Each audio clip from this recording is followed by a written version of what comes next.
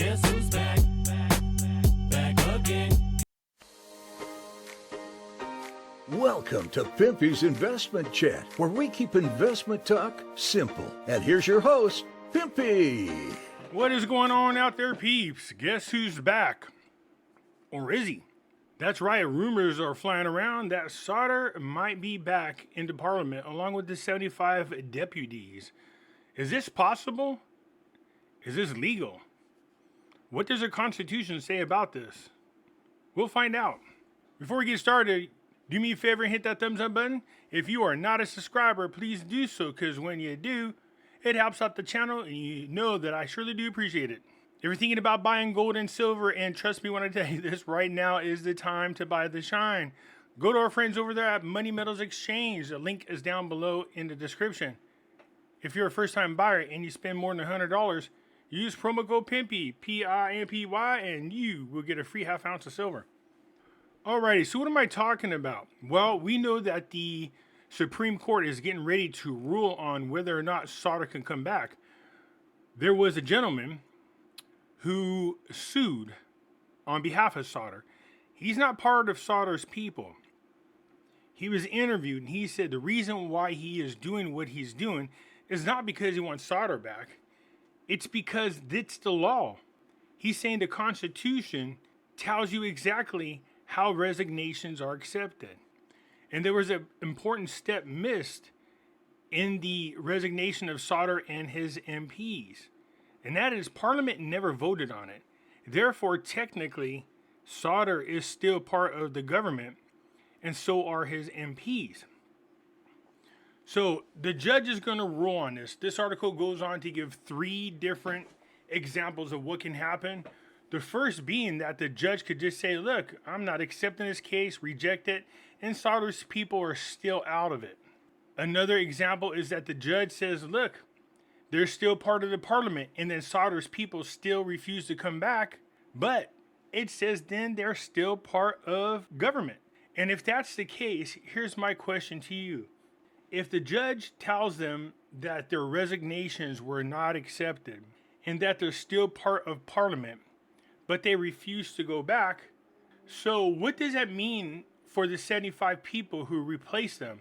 If this is the case, then those 75 seats should just be blank. No voting power, no nothing. Does that make sense?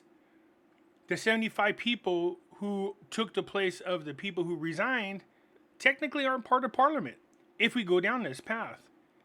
If they're not part of Parliament, they don't have any voting power. That doesn't seem logical to me. Most likely what's going to happen is this. The judge is going to say the proper steps are they fill out the paperwork, they submit them, Halabasi in Parliament accepts the resignation, and then the Parliament votes on whether or not to accept the resignation. The only thing that's missing right now is the voting by Parliament.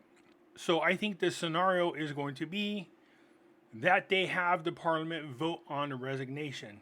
The issue is the seats that were replaced from the resignation of the 75 Sauter deputies is this. They were replaced mostly by people who are part of Maliki's groups, part of the coordinated framework. So if they're going to vote on whether or not to bring Sauter and his MPs back, why would these people vote to keep them into office? That would be voting against their personal interests. So they're not going to agree to bring Sauter nor his MPs back. So the judge is going to tell them to vote on it. They're going to have a session. They're going to vote on it and say they accept the resignation. So no, Sauter's not coming back, nor are his MPs. That wouldn't make any sense to me whatsoever. So that's most likely the scenario. Officially, Kurdistan Parliament announces the extension of its current session. Kurdistan is getting ready for an election, and they're already running into some issues on their own. Whoever grabs control of Kurdistan is going to make a world of difference on what happens really in Iraq. If you get members that are over there that are sympathetic with Maliki and his group, and they grab control of that government, well, obviously, you're going to see a lot of votes go in the direction of the coordinated framework. And I could see a scenario in which they start taking the country down the road to an Islamic state. I think you're going to see a lot of resistance from the people. But we definitely want to keep an eye on what's going on over there. Right now in Kurdistan, they're getting ready to vote on whether or not they can extend the current government. Kurdistan was supposed to hold elections in October, and of course, it has not been done yet. So it just makes sense to me that they need to extend the current government, or they're going to be without government, is what they're trying to say. I doubt it. So the deputy speaker of the Kurdistan parliament has said at the end of last August that the parliament was continuing to extend its legislative life because it was not able to hold legislative elections in the region on their scheduled date at the beginning of October. Man, between Kurdistan and Iraq, they can't stick to any of their laws, it seems like, nor their constitution. All kinds of deadlines continue to pass, nothing gets accomplished, and there's a lot of bickering. So the news goes on to say it was agreed with Kurdistan leader Barzani in a meeting yesterday to write the constitution through national unity. That's the other thing that's going on is Kurdistan is establishing their own constitution, and it has not been done yet. The current session of Parliament will be extended, noting that the Parliament sessions will continue to convene. The session is the 5th session of the Iraqi Kurdistan Parliament. On Wednesday, the Kurdistan leader Barzani expressed his support for any effort in writing the constitution of the Kurdistan region. As you can imagine, writing a constitution for your country is no walk in the park, and it's something that should not be rushed. But if Kurdistan was smart, they pay attention to what's going on over there in Baghdad and make sure to include in their constitution resolution if they should end up in the same situation that Iraq is in. The reason why Iraq can't get out of the turmoil that it is in because there's nowhere in law that states what should be done in that situation, and they're kind of stuck in a deadlock. So Kurdistan should learn from the mistakes that Baghdad made and make sure to include solutions inside their constitution. So Kurdistan is voting to extend the current legislative until they have finalized the constitution and get ready for elections. So this article caught my attention. Definitely, this is talks between Iran and Saudi Arabia. Remember, Iran is part of the BRICS nation. They are also allies of Russia and China. And we know that the BRICS nations have been courting Saudi Arabia. There's no need to guess on what the conversations were about. I'm sure what Iran and Saudi Arabia are going over is what they need to do to de-dollarize and get away from the US dollar, and what the possible repercussions could be of that.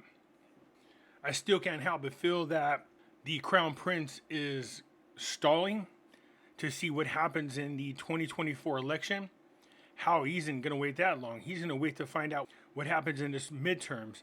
If the Republicans can grab control of both the House and the Senate, then I think Saudi Arabia waits before it makes a decision to go along with China and Russia and Iran and Turkey in this movement for the BRICS nations. That's just my opinion. A member of the Fatwa reveals the agenda of the Al Murray's visit to Najaf and meeting with Sadr. Now, although Amari is part of the coordinating framework, he's actually good friends with Sadr. And so it's no surprise that they use him as a liaison for negotiations. So the meeting with Amari and Sadr is being announced obviously by Al-Fetlawi, who is a member of the Al-Fatah Alliance. So what is Amari doing going into a meeting with Sadr? To talk about agreement, some type of agreement to keep peace within Iraq, but also allow the coordinating framework to take control of the government with full powers. So there are discussions being made, and it is up to Amari to settle something with Sadr. Said the election laws and commission are the two current points of contention between the coordinating framework and the current, and the framework has proven certain things, the most important of which is the formation of a government to give a breakthrough to the crisis, and its needs a financial side to hold the current elections. Al-Fetlawi continued to say that Amiri from the framework in a meeting in Al-Hana holds the formation of the government and the prime minister and provides guarantees to Sadr to conduct the elections and change the commission, and the framework authorized him to do so. And the Sunnis authorized Halabasi and the Kurds as well as authorized Barzani, and negotiations with Sadr will be anonymous. Look, Sadr's no fool. There's something weird about this situation. If you're going to give the coordinated framework control of the government with full power, Whether it's for a year and a half, whatever it is, they could do too much damage in that short period of time. Even Sauder knows this. One thing they could do is go through there and cover their own asses and get rid of all evidence of corruption from the last time they were in charge. As we know that Sauder wants to open up the corruption files and make those accountable for their actions last time of what they did against the Iraqi people. The other thing could be that once they're in full power, they'll just refuse to relinquish it. And you'll see them pass laws to do whatever it takes to protect themselves. If I'm Sauder, I just don't know how I could come up with an agreement that allows them full power. Technically speaking, they would just be a government that's in transition. Remember, they're going to be holding early elections. So it said that he pointed out the situation in Iraq depends on the formation of a full-fledged government, and we seek to resolve the existing problems through dialogue in the coming days. The Sunni and Kurd forces are keen on a dialogue that leads to the formation of a government. Al-Fetlawi, the framework will not marginalize any of the political parties, and its project is based on consensus, partnership, and balance.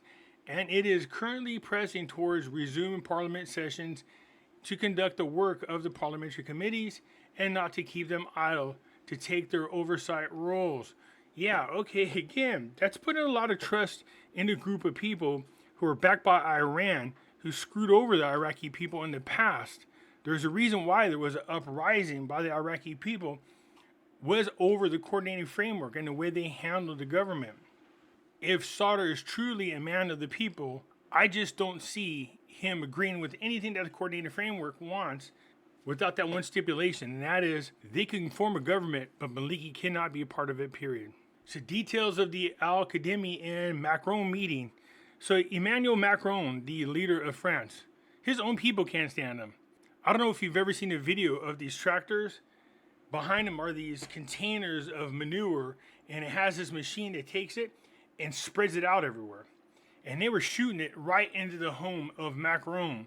Their own people don't even like him. I don't know how he managed to get free of them. The one thing I will say about the France is they definitely know how to deal with their own government. Usually involves a guillotine. So Macron is still alive. Macron has been spending a lot of time meeting with people over there in Iraq. And I think the reason for that is Macron is a huge member of the globalist leader movement from the World Economic Forum. We know he's a graduate, and he is one of Klaus Schwab's proudest members. So anytime Klaus Schwab gets behind a world leader that he's proud of, that's not anybody that we want to support. The fact that he's meeting so many times with Al-Kadhimi concerns me about the direction that Iraq is going into, which is the one world government. So what we have coming up, of course, is the decision from the Supreme Court. We'll see what direction they go into. But there's no doubt that Sauder and his MPs are not coming back. They're going to make sure of that. But anyways, you guys let me know what you think down below in the comments, and I will get back to you. That's it for now, and I'll catch you later. I'm out.